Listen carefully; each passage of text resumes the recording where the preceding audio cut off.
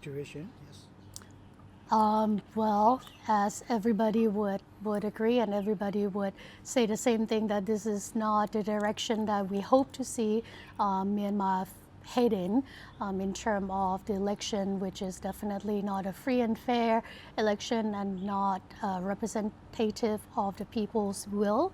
I think there's a lot of things that could be problematic, even though this election will be finished in the ways that it will play out. But my concern is also more about what's going to happen after the election as well. Yes. What is the Thai government attitude forward the Myanmar election? That's a very good, interesting question, because it really depends on who you talk to, right? And that's just like what I said in the panel, that Thailand is also being the country so close to Myanmar and shares such a long border with Myanmar. We've been giving nothing but mixed signal to Myanmar crisis, right? Starting from right after the coup until now.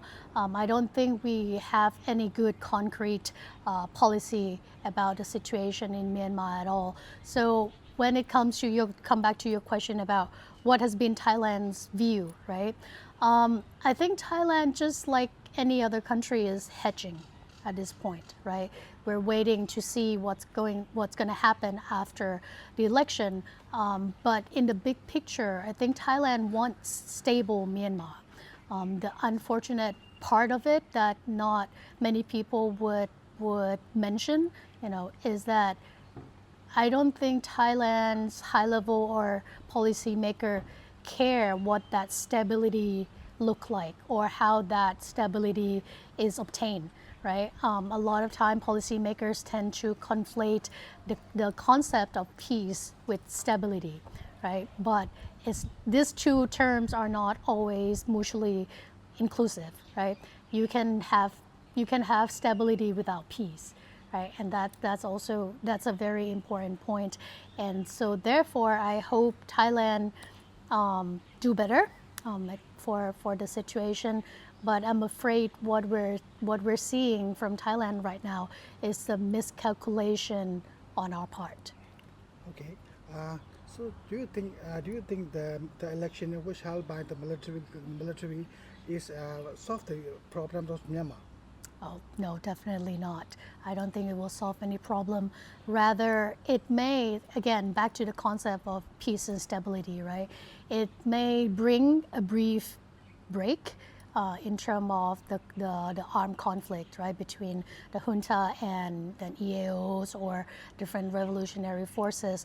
But in the end, I don't think it's a durable solution until there's a clear commitment from the junta side, right, to actually establish ceasefire, dialogue, and things like that. But as we hear it from all the panelists in the room, that's not going to happen.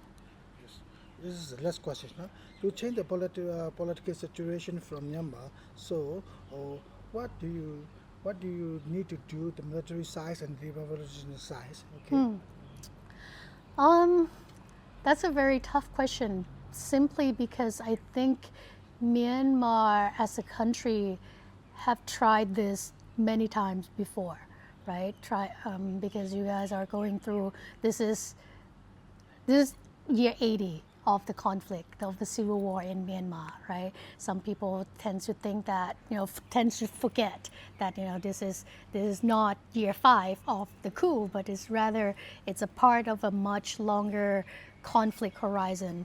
And Myanmar tried so many times to come to a negotiation and agreement, right? So, I don't think I have a short, clear answer to this.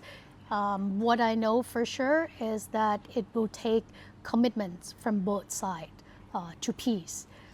Not even talking democracy, but to peace, right? Because in the end, this is the land that's going to be built on blood and tears of Myanmar people, and I don't think it's fair, right? I don't think it's people's responsibility to be doing all this, right? So short answer is I still believe, and this is going to sound really cliche, right? Because you guys hear it so many times. It should be a Myanmar-led, Myanmar-owned solution, right? And mark when I say Myanmar, right? Not Burma, not any specific ethnic in particular, but everybody, all the elites or the leaders in Myanmar should come together and have a true commitment to their own people.